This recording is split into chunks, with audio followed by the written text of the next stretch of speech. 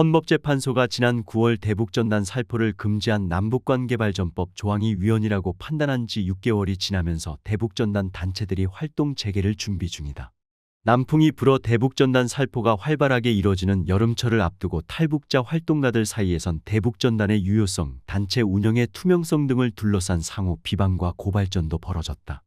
탈북인 단체 총연합 대표 한창권 씨는 지난 13일 북한동 포직접돕기운동 대북풍선단장 이민복 씨를 사기 등의 혐의로 서울중앙지검에 고발했다. 탈북 후 1995년 한국에 정착한 이 씨는 2004년부터 대북전단 살포 활동을 한 1세대이자 원조로 꼽힌다. 한 씨는 이 씨와 함께 활동한 적이 있다.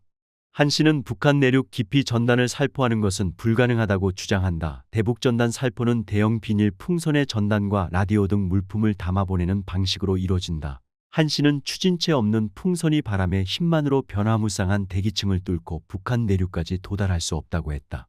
한 씨는 고발장에서 이 씨가 이런 사실을 알면서도 전단의 크기나 수량도 제대로 알리지 않고 후원금을 받아 불투명하게 결산해왔다고 했다.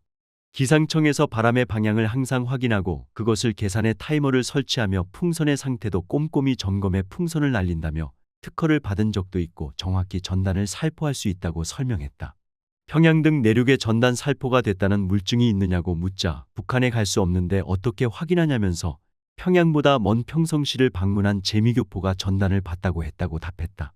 대북전단 살포가 재개될 움직임을 보이면서 군사분 개선 부근 주민들은 다시 불안감을 느끼고 있다. 북한은 김정은 등을 비난하는 내용이 담긴 대북전단 살포에 극히 민감하게 반응하며 반발해왔다. 북한 조선중앙통신은 지난해 헌재의 대북전단금지법 위헌 결정이 나오자 종전의 대응을 초월해 놈들의 삐라 살포 거점은 물론 괴뢰 아성에까지 징벌에 불손하기를 퍼부어야 한다는 것이 경로한 우리 혁명무력의 입장이라고 보도했다. 통일부 대북전단 살포 자제해달라 북한 도발도 용납 않겠다. 이효정 통일부 부대변인은 23일 정례브리핑을 통해 정부의 거듭된 자제 요청에도 불구하고 일부 단체의 대북전단 살포가 지속되고 있는 상황이라며 이에 대해 정부는 우려하고 있다. 전단 등의 살포 행위를 자제해 줄 것을 재차 촉구한다고 밝혔다. 이효정 부대변인은 이어 북한을 향해 도발하면 단호히 대처할 것이라고 경고했다. 이 부대변인은 북한이 코로나 확산 책임을 대북전단에 전가하고 있는 것 또한 과학적 근거가 없고 전혀 사실이 아니라는 점을 다시 한번 강조한다면서 북한이 사실 왜곡 및 우리 국민에 대한 보복 조치 등을 언급하는 것은 매우 부적절하고 유감스러운 일이라고 말했다. 그러면서 정부는 북한의 어떠한 위협과 도발에도 강력하고 단호하게 대처해 나갈 것이라고 강조했다. 정부, 북한 자유주간 때 대북전단 살포 징후 보인다며 긴장. 통일부 발표는 오는 25일부터 10월 1일까지 서울에서 열리는 북한 자유주간 대응 차원으로 알려졌다. 통일부 당국자에 따르면 북한 자유주간 동안 행사에 참여하는 한미일 인권단체들이 대북전단 살포를 하려는 징후를 포착했다는 것이다. 통일부 안팎에서는 정부가 접경지역 주민들의 안전을 고려해 이 같은 입장을 밝힌 것으로 보인다는 풀이가 나온다. 북한은 지난 7월 남측에서 살포한 대북의약품이 코로나 발생의 최초 유입 경로라고 주장하며 또 대북의약품이나 전단을 살포할 경우 보복하겠다고 위협한 바 있다. 한편 북한 자유주간 주최 측은 대북전단 살포 계획에 대해서는 밝힐 수 없다고 알려왔다. 북한 주민의 인권을 등한시하는 통일부를 해체하고 이적 행위가 있는지 수사하라. 북한 자유주간 행사 시작. 모든 것 활용해 북한의 진실 알려야. 제19회 북한 자유주간 행사 개막식에서 썰티 대표는 문재인 정부가 김정은 체제의 눈치를 보느라 북한 주민들에게 등을 돌렸다면서 우리들이 할 수 있는 모든 것을 활용해 북한의 진실과 외부의 정보를 알려야 한다고 밝혔습니다. 숄티 대표는 또 억압적인 김정은 체제하에 있는 북한 주민들에게 기본적인 자유와 인권을 제공하기 위해 노력해야 한다고 강조했습니다. 탈북 외교관 출신인 국민의힘 태영호 의원은 축사에서 여기에 온 분들이 북한에 돌아가 북한 자유주간 행사를 열 날이 머지않았다면서 북한인권재단의 연내 출범이 불투명한 상황에 대해 안타까움도 표시했습니다. 올해 북한 자유주간의 주제는 김정은 정권에 의해 비롯된 북한 주민들의 노예적인 삶을 멈추게 하고 정치범 수용소의 불법 운영을 멈추게 하며 이산가족들의 고통을 멈추게 하는 것이라고 주최 측은 밝혔습니다. 또 김정은 독재 통치를 끝장낼 수 있도록 자유로운 모든 한국인이 나서서 탈북자들의 길을 열어주자는 것도 주제로 선정됐습니다.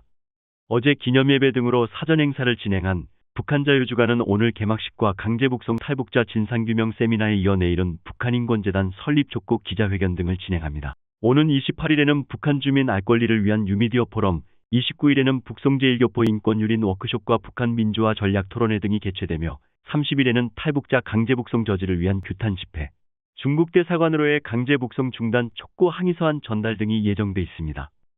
숄티, 문정부 북한 주민들에게 등 돌려 북한의 외부 정보 알려야. 수젠 숄티 북한 자유연합 대표는 26일 문재인 정부가 김정은 체제의 눈치를 보느라 북한 주민들에게 등을 돌렸다면서 북한의 외부 정보를 적극적으로 알려야 한다고 주장했다.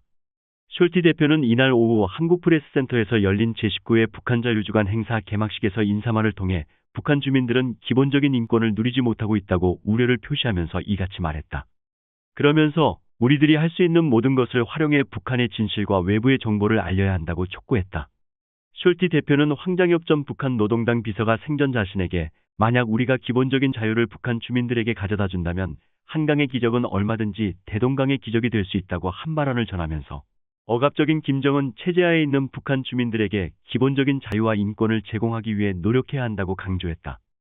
특히 그는 문재인 정부가 김정은 체제의 눈치를 보느라 북한 주민들에게 등을 돌렸다고 비판하면서 윤석열 대통령을 향해 탈북민을 포함한 모든 한국인들의 인권을 책임지고 지켜달라고 말했다. 탈북 외교관 출신인 국민의힘 태영호 의원은 축사에서 여기에 온 분들이 북한에 돌아가 북한 자유주간 행사를 열 날이 머지않았다며 전날 숄티 대표가 밝힌 제20회 북한 자유주간 행사의 평양 개최 계획에 동의를 표시하면서 북한인권재단의 연내 출범이 불투명한 상황에 대해 안타까움도 표시했다. 이날 북한 주민의 자유, 인권, 존엄성 증진을 위한 제19회 북한 자유주간 행사가 개막해 내달 1일까지 세미나 포럼 간담회 등 각종 행사가 진행된다. 김성민 자유북한방송 대표의 사회로 진행된 개막식에는 숄티 대표와 태 의원을 비롯해 김문수 전 경기도지사, 박선영 사단법인 물망초 이사장, 김서구 북한인권시민연합 이사장, 허광일 북한민조화위원회 위원장을 비롯한 탈북민 대북단체 관계자들과 탈북민 150여 명 등이 참석했다. 올해 주제는 김정은 정권에 의해 비롯된 북한 주민들의 노예적인 삶을 멈추게 하고 정치범 수용소의 불법 운용을 멈추게 하고 이산가족들의 고통을 멈추게 하고 김정은의 독재 정치를 끝장낼 수 있도록 자유로운 모든 한국인인 우리가 나서서 탈북자들의 길을 열어주자로 정했다고 주최 측은 밝혔다. 2004년 4월 28일 미 상원의 북한인권법 통과를 촉구하며 워싱턴 의회 공터에서 외쳤던 자유 북한의 구호가 발단이 된 북한 자유주간은 매년 4월 마지막 주에 미국과 한국에서 번갈아 개최돼 왔으나 올해는 신종 코로나 바이러스 감염증 여파로 연기됐다. 개막식에 이어 열린 기자회견에서는 지난 2019년 11월에 발생한 탈북어민 강제 북송 사건과 관련 북송된 어민 2명이 북한에서 저질렀다는 16명 살해 사건 자체가 존재하지 않았다는 주장이 제기됐다.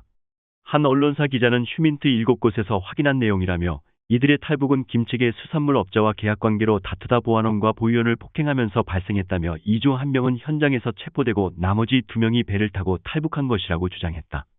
이어 북송된 2명 중 극렬 저항했던 청년은 보위부 조사에서 가혹행위로 사망한 것으로 보이며 북송된 1명과 현장에서 체포된 1명 등 2명은 개천 정치범 수용소에 갇힌 것으로 보인다고 말했다. 정성산TV 좋아요, 구독, 알림은 큰 힘이 됩니다. 후원해주시는 모든 분들께 가열차게 멸공.